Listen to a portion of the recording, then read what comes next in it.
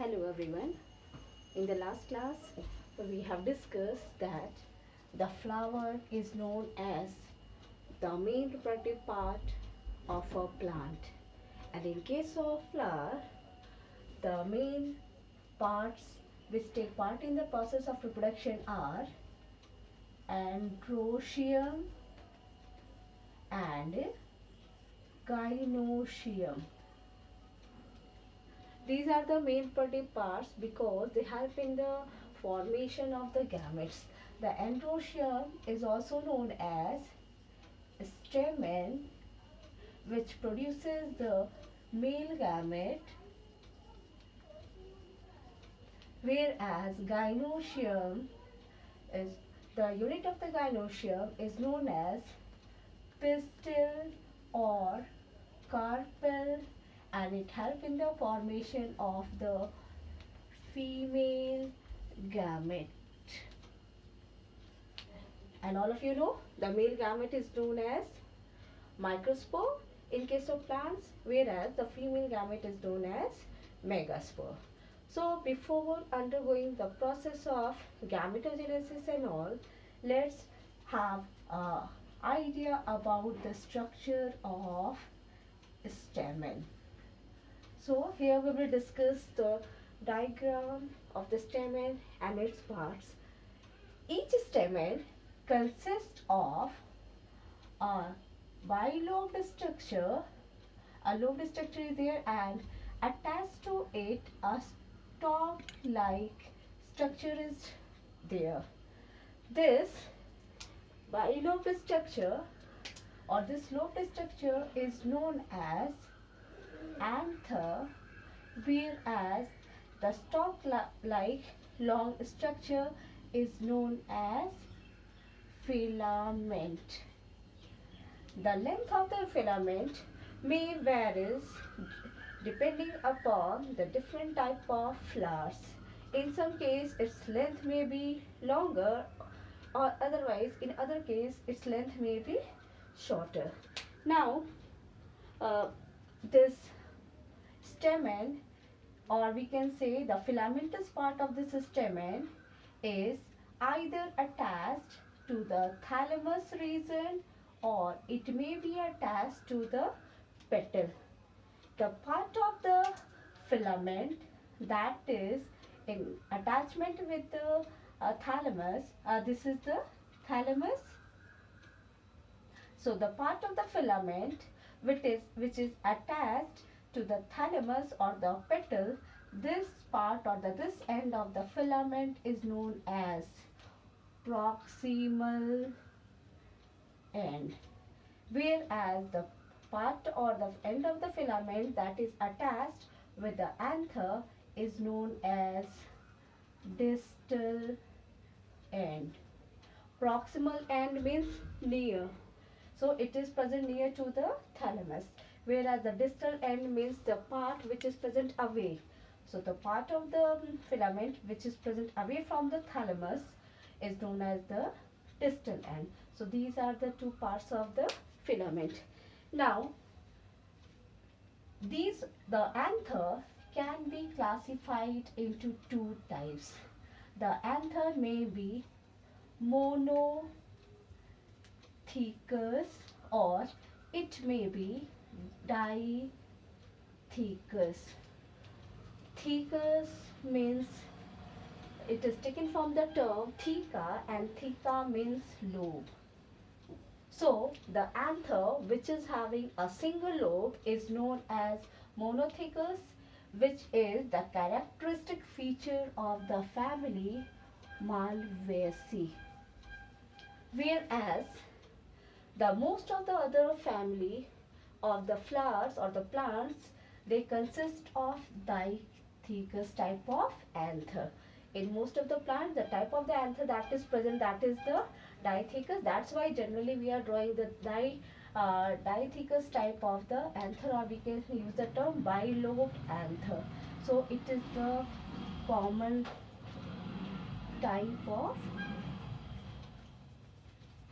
anther, and dithecous type of anther consists of the two lobes. Now, The next part of this is, we have already discussed that in most of the case, the anther, it consists of two lobes. This anther, it consists of the two lobes, and at the center of these two lobes, here a layer of the tissue is there, which is known as connective. This layer of the tissue which joins the two lobes of the anther, it is known as connective, and it is the sterile type. It is of sterile type. That means it does not take part in the process of reproduction. Now, on the basis of the attachment of this filament to the anther can be categorized of two types. Let us draw the structure of these. So, in case of the bilobed anther, what happens if the filament is attached to the base of this anther? If the filament is attached to the base of this anther, then this type of anther or the filament is known as basifixed type. It is known as basifixed type. But if the filament is attached to the dorsal side of the anther, that means it is attached dorsally to the anther, then this type of anther is known as dorsifixed. In some other cases, what happens? This filament is attached to the continuous length of this anther. So it is attached along the whole length of the anther, and this type of anther is known as adenate type of the anther. In few cases, you may have seen that the anthers are present in this way. That means it is arranged in a disc-shaped structure or flattened structure, and the filament is attached somewhere at the center of this. And because of this, what happens?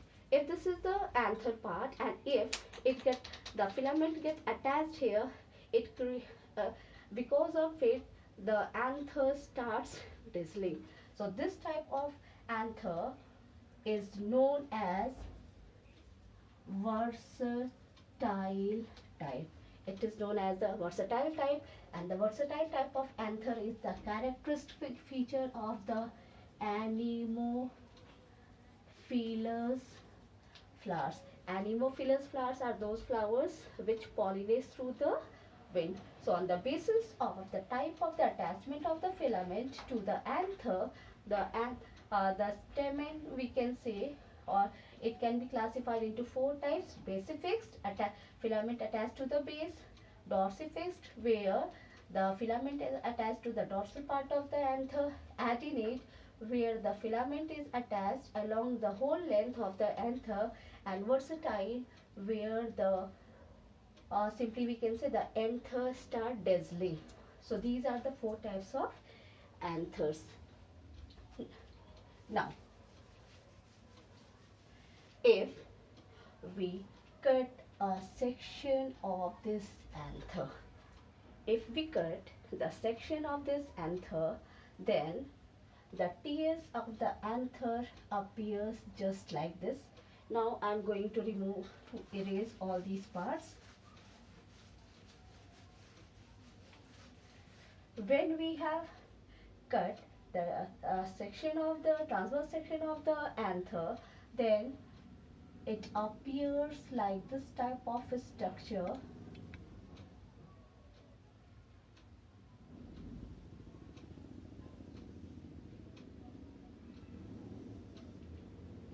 I am drawing the rough diagram of it. So it appears little bit like this. Now, when we have cut the section of it, it appears like this. So here we can say this is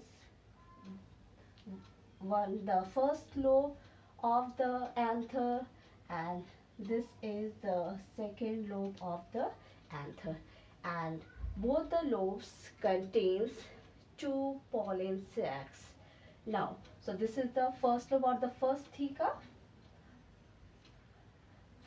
and this is the second theca. Now, inside it, the pollen grains are present. Here, the pollen sacs are present, which contains the pollen grains. So, in each of the theca, there are two pollen sacs. Hence, a total number of 4 pollen sacs are present in each anther. Now what happened? Now if we study the part of this anther, when we have cut a transverse section of it, this is the outermost covering of the anther, and this is the part which is known as microsporangium. When it matures, it will lead to the formation of the pollen sac, which contains the pollen grain. The space between the wall of the anther and this microsporangia is known as anther wall. This is known as the anther wall. This part is the anther wall. So this is the anther wall. So the outermost part is the anther wall, and this anther wall consists of 4 different layers.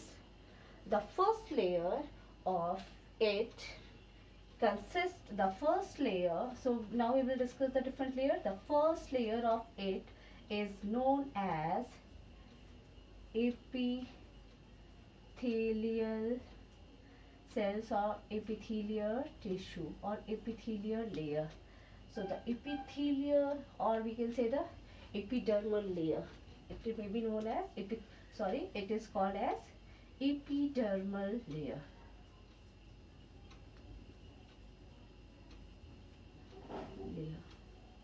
It consists of a single layer of the flat cells.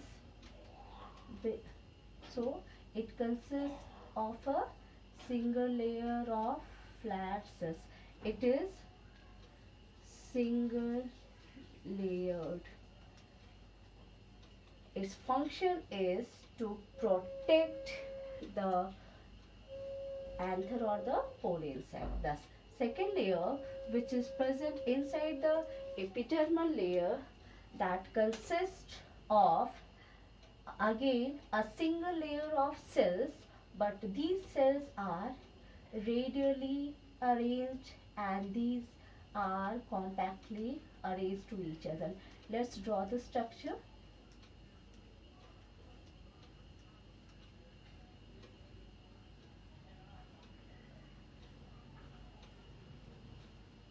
So the second layer is here is known as endothecium. It is known as endothecium, and it all again consists of single layer of cells which are compactly packed to each other. They are radially arranged. Inner to it, the third layer is there, which is known as the middle layer. It is known as the middle layer. This middle layer consists of 3 to 4 layers of loosely packed parenchymatous cells. It consists of loosely packed 3 to 4 layers of parenchymatous cells. In this way, these are arranged to each other.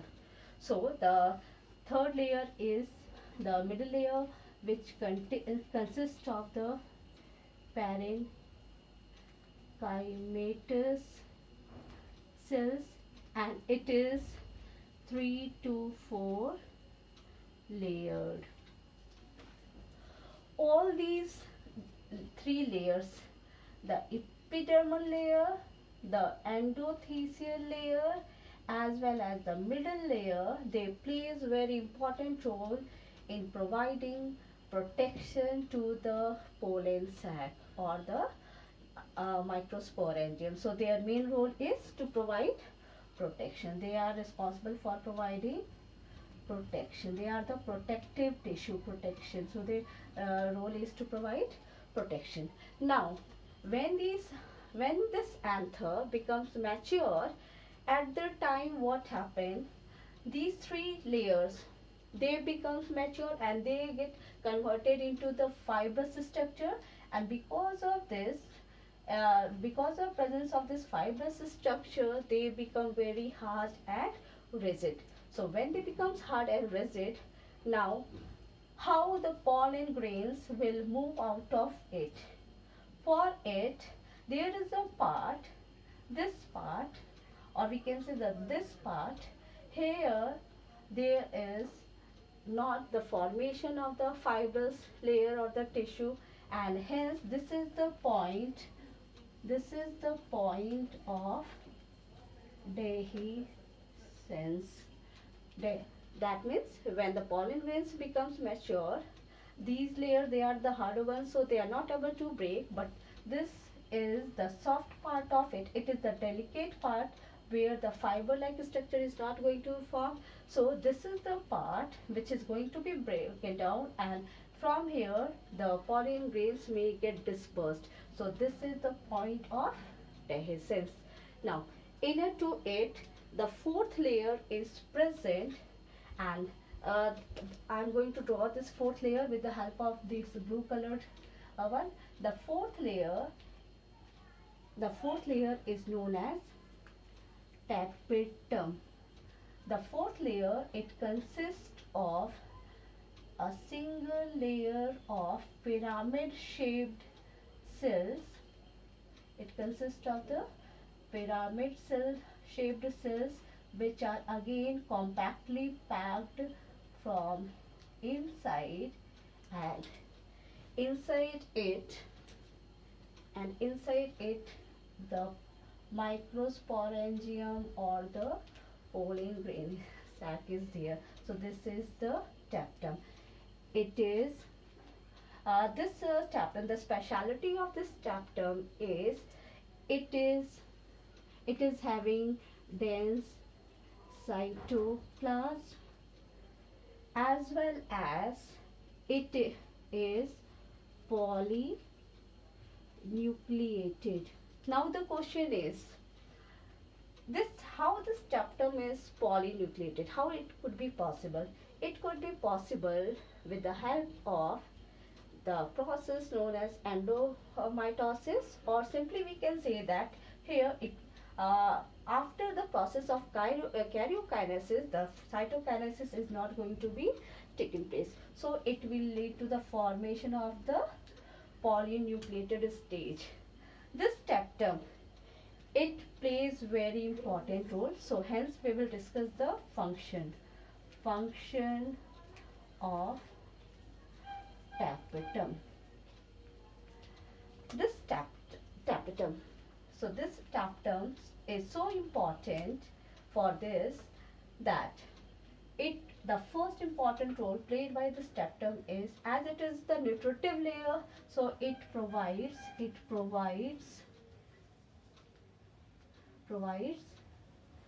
nourishment. It provides nourishment to the growing sporangium cells. The second role played by the tapetum is it help in the release of some enzymes like callase, which dissolves the layer of the callose which is present in between the pollen grains, actually what happened, later on we will discuss that when the pollen grain formation takes place, then the pollen grains are attached to each other. Four pollen grains are attached to each other. Now this callus, how they are attached to each other, they are attached to each other with the help of the callus. Now this enzyme callus, it helps in the dissolvement of that layer of the callus, hence the name is callus. And because of this, all the four pollen grains, they becomes free for their dispersal. So this is the another role played by this chapter. So this is the nutritive tissue.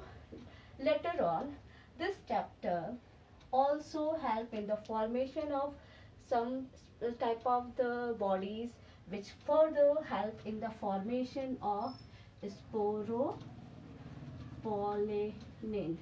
This sporopollenin, it is known as the, it is the most resistive substance. It is the most resistive substance, and it is present in the exine part of the pollen grain, and because of this, the pollen grains, they are very much neutral. They can overcome unfavorable conditions there. So these are some of the important rules present by this chapter. Now, inside this part, inside this structure, at the center, what is present there actually? Here, the number, this structure consists of compactly packed. It consists of compactly packed sporangial cells. It consists of the compactly packed sporangial cells. With these sporangial tissues or the cells will further grow, and they will lead to the formation of the microspores that we will discuss in the next topic, that is the how the microsporogenesis takes place. So here the sporogenous tissues are present. So simply we can say this is the part which consists of sporogenous cells or tissue, which leads to the formation of the microspore by the process of microsporogenesis. That we will discuss in the next video. Thank you.